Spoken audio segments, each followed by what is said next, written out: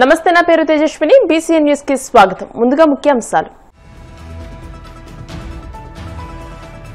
తుఫాను వార్తలపై social media, digital media సంయమనం పాటించాలన్న హోంమంత్రి అనిత. విపత్కర సమయంలో బాధ్యతగా వ్యవహరించాలని విజ్ఞప్తి. మోంతా తుఫాను నేపథ్యంలో ఇరిగేషన్ శాఖ ఉన్నతాధికారులతో మంత్రి నిమ్మల సమీక్ష. తుఫాను ప్రభావిత ప్రాంతాల్లో అప్రమత్తంగా ఉండాలనే సూచన. తీరం దిశగా దూసుకొస్తున్న మోంతా తుఫాను. తీరం దాటే సమయంలో 110 కిలోమీటర్ల వేగంతో వీయనున్న గాలులు. కాకినాడ పోర్టుకు 7వ ప్రమాద హెచ్చరిక జారీ. తిరుమలలో వైకుంఠ ఏకాదశి దర్శనాన్ని 2 రోజులకే పరిమితం చేస్తూ టీటీడీ నిర్ణయం. తప్పుపట్టిన మాజీ చైర్మన్ వైసీపీ నేత భూమన కరుణాకర్ రెడ్డి. ఏపీకి మోంతా తుఫాను ముప్పు పొంచి ఉన్న నేపథ్యంలో ప్రభుత్వ యంత్రాంగం పూర్తి స్థాయిలో అప్రమత్తంగా ఉందని, సహాయక చర్యలకు సర్వసన్నద్దంగా ఉందని హోంమంత్రి వంగలపూడి అనిత స్పష్టం చేశారు. ఇలాంటి విపత్కర పరిస్థితుల్లో ప్రజలకు వాస్తవ సమాచారాన్ని అందించాల్సిన బాధ్యత మీడియాపై ఉందని, ముఖ్యంగా సోషల్ మీడియా, డిజిటల్ మీడియా సంస్థలు సంయమనం పాటిస్తూ బాధ్యతాయుతంగా వ్యవహరించాలని ఆమె విజ్ఞప్తి చేశారు. సంచలనాల కోసం తప్పుడు థంబ్నెయిల్స్, హెడ్డింగ్లతో ప్రజలను భయభ్రాంతులకు గురి చేయవద్దని హితవు పలికారు. గత 3 రోజులుగా సీఎం చంద్రబాబు, మంత్రి నారా లోకేష్ తో కలిసి తాను కూడా ఆర్టీజీఎస్ సెంటర్ నుండి ఎప్పటికప్పుడు పరిస్థితిని సమీక్షిస్తున్నానని, అన్ని విభాగాలను అప్రమత్తం చేశామని వివరించారు.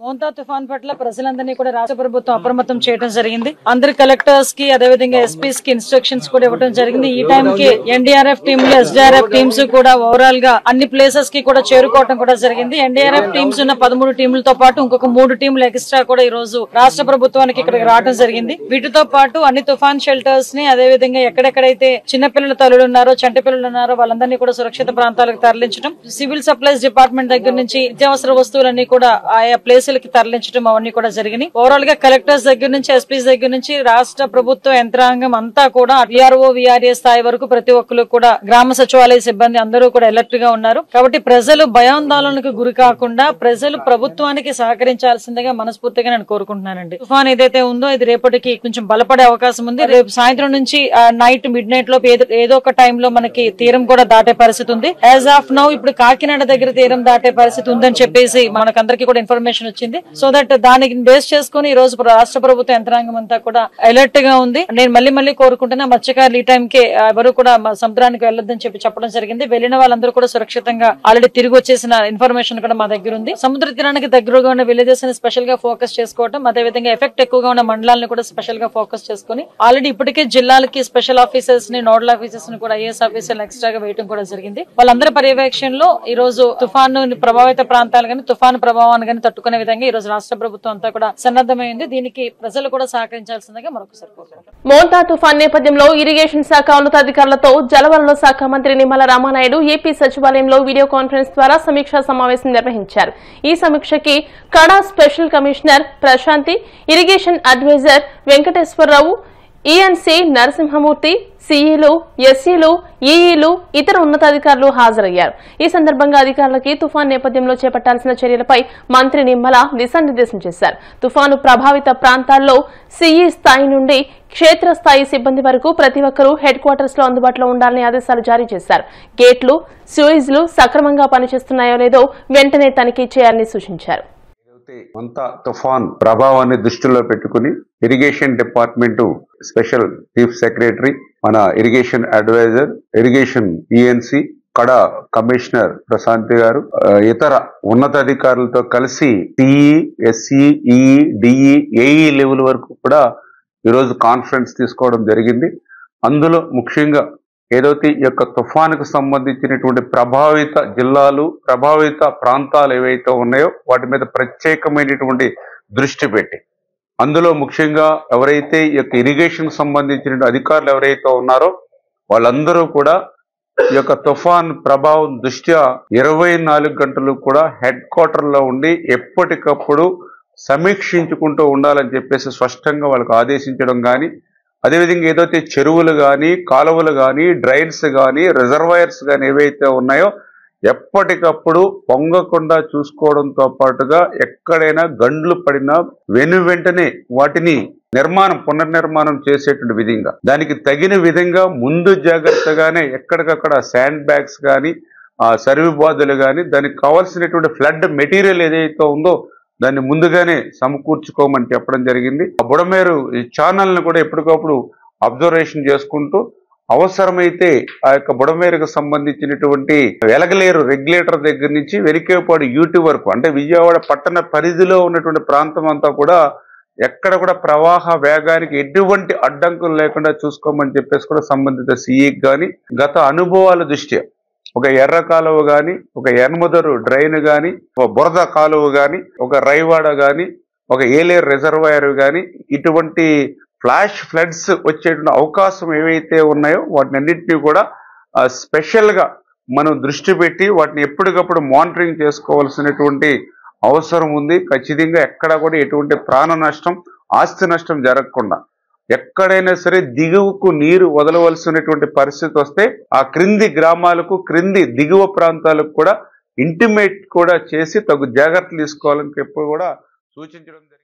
బంగాళాఖాతంలో ఏర్పడిన మోంతా తుఫాను మరింత బలపడి తీవ్ర తుఫానుగా మారింది. ఈ తుఫాను ఆంధ్రప్రదేశ్ తీరం వైపు వేగంగా కదులుతున్నట్టు విశాఖ వాతావరణ కేంద్రం అధికారులు వెల్లడించారు. ఈ రోజు సాయంత్రం లేదా రాత్రికి మచిలీపట్నం కళింగపట్నం మధ్య కాకినాడ సమీపంలో ఇది తీరం దాటే అవకాశం ఉందని తెలిపారు. గడిచిన 6 గంటలుగా గంటకు 15 కిలోమీటర్ల వేగంతో ఈ తుఫాను ఉత్తర వాయువ్య దిశగా పయనిస్తోందని వాతావరణ శాఖ పేర్కొంది. ప్రస్తుతం ఇది మచిలీపట్నానికి 190 కిలోమీటర్లు, కాకినాడకు 270 కిలోమీటర్లు, విశాఖపట్నానికి 340 కిలోమీటర్ల దూరంలో కేంద్రీకృతమై ఉందని అధికారులు నిర్ధారించారు. తీరం దాటే సమయంలో పెనుగాలు వీచే ప్రమాదం ఉందని వాతావరణ కేంద్రం హెచ్చరించింది. గరిష్టంగా గంటకు 110 కిలోమీటర్ల వేగంతో బలమైన ఈదురుగాలు వీస్తాయని అంచనా వేసింది. తుఫాను ప్రభావంతో కోస్తాంధ్ర జిల్లాలో భారీ వర్షాలు కురిసే అవకాశం ఉన్నందున అధికార యంత్రాంగం అప్రమత్తమైంది.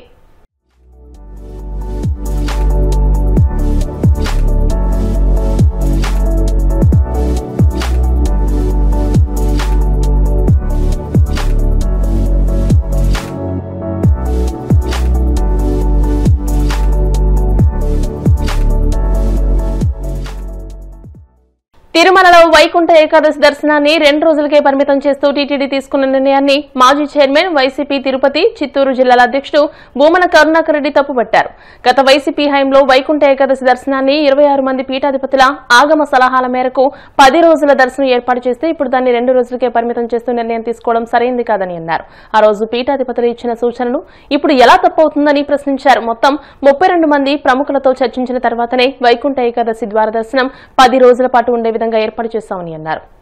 వైకుంఠ ఏకాదశి పర్వదినాల సందర్భంగా భక్తులకు లక్షలాది మందికి దర్శన భాగ్యం వైకుంఠ ద్వారం గుండా కల్పించాలన్నటువంటి ఒక సదాశయంతో జగన్మోహన్ రెడ్డి గారు ముఖ్యమంత్రిగా ఉండగా ప్రస్తుత ఈవో అనిల్ కుమార్ సింఘాల్ గారు ఉన్నప్పుడే దీనికి సంబంధించి పాలక మండలి నుంచి సభ్యులను ఒక 4 అలాగే అడిషనల్ ఈవోని ఒక సబ్ కమిటీగా వేయటమే కాకుండా దాదాపు 26 మంది పీఠాధిపతులతో వాళ్ల సమ్మతిని వాళ్ల యొక్క అంగీకారాన్ని తీసుకొని అలాగే తిరుమల వైఖానస ఆగమ పండితుల యొక్క సలహాల మేరకు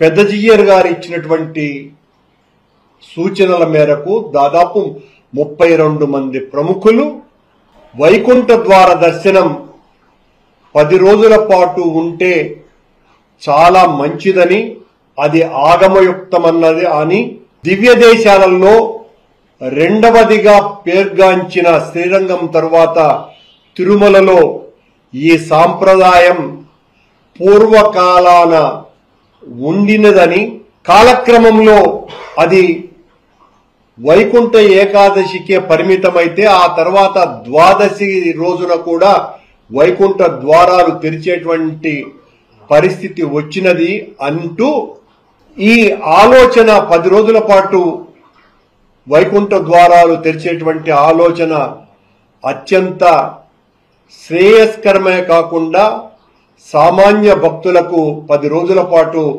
స్వామివారి యొక్క వైకుంఠ ద్వార దర్శనం లభించటం, ఆ కార్యక్రమాన్ని చేయటం ఎంతో మంచి నిర్ణయమునని తీసుకొని 2020 సంవత్సరంలో జగన్మోహన్ రెడ్డి గారు ముఖ్యమంత్రిగా ఉండగా ఈ కార్యక్రమాన్ని మేము ప్రారంభించటం జరిగింది. అందులో ప్రధానమైనటువంటి భూమిక పోషించినటువంటి వ్యక్తుల్లో అత్యంత ప్రముఖుడు ప్రస్తుతం కూడా పాలక మండలి సభ్యుడిగా కొనసాగుతున్నారు. ఆయన కృష్ణమూర్తి వైద్యనాథన్. ఆ సబ్ కమిటీలో ఆయన సభ్యుడే కాకుండా కీలక పాత్ర పోషించినటువంటి వ్యక్తి. వారు కమిటీ సభ్యులుగా ఉన్న రోజులలో దాదాపు 26 మందికి పైగా పీఠాధిపతులు, అందులో ప్రముఖులైనటువంటి వాళ్ళు, ఇలాంటి మఠాధిపతులు, పీఠాధిపతులు ఎంతో మంది తమ అమూల్యమైనటువంటి అంగీకారాన్ని ఇచ్చిన తరువాత అదేదో మా సొంత నిర్ణయం కాదని తిరుమల వైఖానస ఆగమ సలహా మండలి మేరకు, సూచనల మేరకు, వాళ్ళు ఇచ్చినటువంటి నిర్ణయం మేరకు ఆ ఆలోచన చేయటం జరిగింది. వెంకటేశ్వర స్వామికి సంబంధించి ఆండాళ్ వారు రచించినటువంటి ప్రబంధ పఠనమే 4 రోజుల పాటు నిరంతరం కొనసాగుతుంది. ఆ 4 రోజుల పాటు స్వామివారికి సుప్రభాత సేవ కూడా ఉండకుండా ఉంటుంది. ఇది వేల సంవత్సరాలుగా జరుగుతున్నటువంటి ఆచారం కనుక ద్రావిడ సాంప్రదాయాన్ని మన ఆలయంలో కొనసాగించాల్సినటువంటి అవసరం లేదు అనేటువంటి ఒక వితండ వాదనని ఈ బిఆర్ నాయుడు గారు తీసుకురావటం అన్నది తీవ్ర ఆక్షేపణ కలిగించేటువంటి విషయం. అన్ని రకాలైనటువంటి శైవ, శాక్తేయ, వైష్ణవ సాంప్రదాయాలు నిరంతరంగా కొనసాగినటువంటి అత్యంత పరమ పవిత్రమైనటువంటి స్వామిగా, వెంకటేశ్వరునిగా భాసిల్లుతున్నటువంటి ఆ దివ్య మంగళ మూర్తి యొక్క దివ్య ధామం యొక్క ప్రతిష్ట ఇనుమడింపజేసే విధంగా బిఆర్ నాయుడు అనేటువంటి ప్రస్తుత పాలక మండలి అధ్యక్షుడు పనిచెయ్యాలే తప్ప, చంద్రబాబు నాయుడు గారు చెప్పినారు ఆ రోజున 6 మంది చచ్చిపోతే ఆయన వెంటనే రాజకీయం చేయడానికి ముందుంటారు కాబట్టి చంద్రబాబు నాయుడు గారు వాళ్ళు తీసుకొని వచ్చింది గలీజ్ పని వెంటనే మానేయండి అని అంటే దాన్ని కరదీపిగా తీసుకొని పతాక స్థాయిలో వెంటనే మేము అమలు పరుస్తాం 2 రోజులు అనేదానికి మళ్లీ సాంప్రదాయాల సృష్టి ఒకటి కృత్రిమంగా తయారు చేసేటువంటి వంట కార్యక్రమం చేసి 26 మంది పీఠాధిపతుల యొక్క ఆలోచన తప్పని మీరు చెప్తారా? ఆనాటి ఆగమ సలహా మండలి చేసినటువంటి నిర్ణయం నేరమని చెప్తారా? ఆ దాదాపు 10 లక్షల మందికి అవకాశం, సామాన్య భక్తులకు ఇచ్చినటువంటి అవకాశాన్ని తప్పని చెప్తారా? బిఆర్ నాయుడు గారు వైకుంఠ ద్వార దర్శనం మీ ఒక్కరికేనా? మీకు మీ పాలక మండలి సభ్యులకేనా? మీరు ఊడిగం చేసేటువంటి ఆ రియల్ ఎస్టేట్ ఓనర్లు వాళ్లకేనా? సామాన్య భక్తులకు వద్దా? సామాన్య భక్తులకు ఉండాలా అన్నటువంటి మేము తీసుకున్నటువంటి నిర్ణయం తప్పిదం ఎలా అవుతుంది? దాన్ని అమలు పరచాల్సినటువంటి బాధ్యత మీ మీద ఉన్నదినని మరొక మార్గం. ఇప్పుడు కాసేపు ప్రకటనలు.